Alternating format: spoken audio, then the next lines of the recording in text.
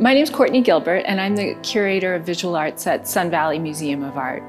Our Winter 2020 exhibition is titled The Bottomlessness of a Pond, Transcendentalism, Nature, and Spirit. And like many of our exhibitions, this one is part of a larger Big Idea project full of a whole calendar of programs. So this Big Idea project is an opportunity to have a conversation about how in this technology-saturated moment, the Transcendentalists' emphasis on really finding spiritual solace in nature is something that might be useful to all of us. The exhibition includes work by 6 contemporary artists, each of whom is responding to the legacy of Transcendentalism in different ways.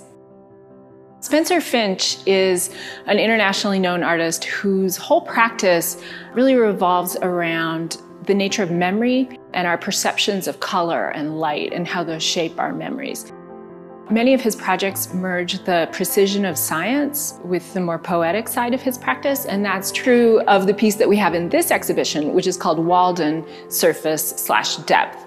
And Finch made the piece, which exists in between the realms of sculpture and drawing. It's a 120-foot long rope that is laid out on our floor. Finch made this piece after he reperformed the survey that Henry David Thoreau did of Walden Pond in the 1840s, at a point when a lot of people in Concord believed the pond was bottomless. He took out with him a rope tied with weights, and at each of the soundings he made a note of the color of the surface of the water at that place, and then later made the watercolor swatches, which are tied on at their corresponding points of depth.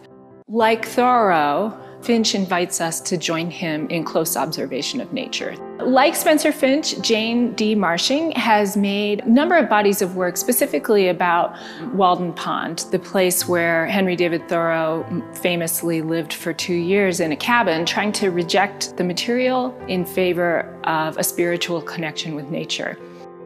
In this exhibition, we have 5 prints that Marshing made collaboratively with printers at Ningyo Press in Massachusetts. And the prints are called Ice Out at Walden. When Thoreau was living there, he made a note in his journals every year when the ice disappeared from the surface of Walden Pond. Marshing has made prints that visualize that set of data, that set of information about weather at Walden Pond, compared with contemporary observations of the day that the ice disappears each year now. The prints are sort of a beautiful way of kind of trying to not only visualize the breakup of ice on water and to document wind speeds and wind records from the 19th century and the 21st century, but also to come to terms with the effects of climate change and their impact on our experience of nature. William Lanson is an artist who's based in Brooklyn, New York, and almost all of his projects use either the elements, weather, or time as part of their process. And we have 2 bodies of work in this exhibition. The first is a film that the DeCordova Museum in Concord, Massachusetts commissioned a few years ago, for which Lamson made a 1:5 scale model of Thoreau's cabin that he turned into a camera obscura and then floated on the pond to make a film called In the Roaring Garden. And the film is just over 18 minutes long, and it's this really beautifully meditative opportunity to experience the passing landscape. And because the device he built was a camera obscura, all of the imagery is inverted. So sky is below, water is above throughout the film.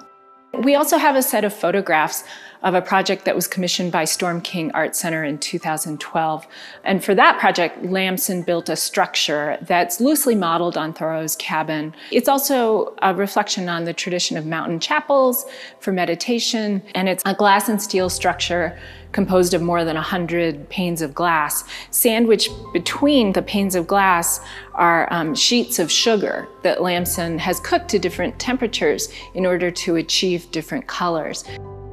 Claire Sherman is a painter based in New York who is known for large-scale paintings that kind of immerse viewers into this natural world that takes on a kind of spiritual and almost mystical quality. We have one painting of trees that I think really gets at that idea in her work, and then we have another painting she made, was likely inspired by a visit she made to craters of the moon. We also have a selection of these small mixed media works on paper that are glimpses into her working process. Leslie Dill is an artist who's been making work that incorporates text for a number of decades, and she's really interested in the physical relationship between written word and text and the human body. And she makes that relationship visible in a bunch of interesting ways using different kinds of materials, ranging from fabric to wire, glass to collage. Since the early 1990s, Dill has been working quite a bit with the poetry of Emily Dickinson. We have 3 pieces that incorporate fragments of Dickinson's poetry directly into them. One is this wonderful collage on Hindi newspaper that uses the phrase, "I saw the wind within her," from a Dickinson poem. And then we have a glass, flower, and wire piece called "I Had a Daily Bliss" that reproduces an entire short Dickinson poem. We have a piece called Poem Suit, for which Dill took a kind of oversized men's suit and cut the text of all the letters from the poem to be alive as power. Finally, we have a piece she made called Hester in response to Nathaniel Hawthorne's famous The Scarlet Letter. And so in this really subtly, beautifully layered collage piece, we have this female figure of Hester repeated 3 times with words taken from The Scarlet Letter about, encountering mysteries in the wilderness. The final body of work in the exhibition is a set of 4 photographs that were made by the really well-known photographer Richard Barnes. Barnes has pursued a lot of different types of projects over his career, but one thing that has kind of consistently interested him is the role that photography plays in police evidence. And so we have 4 photographs in this exhibition that he made in 1998 after he got permission from the FBI to photograph the cabin of Ted Kaczynski, who is probably better known as the Unabomber. And there are a number of different types of photographs that Barnes made in that project, but these 4 present the cabin as a sort of a piece of evidence. Kaczynski had modeled the cabin to some extent on Thoreau's. The photographs are interesting because they take the idea of an anti-materialist independent life in the natural world to its illogical extreme. They offer an interesting coda, I think, to the conversation about the positive legacy that Transcendentalism has left us with in the 21st century. One of the reasons that we, as a staff, were interested in pursuing this project was because so many of us live in the Wood River Valley or visit the Wood River Valley because of our own personal relationship to nature. And so we thought it was a topic that many people who spend time here would be interested in participating in. And I hope that everyone will come in and see the exhibition. There's work in so many different media. It's an opportunity to pause and to think about our own connection to the natural world.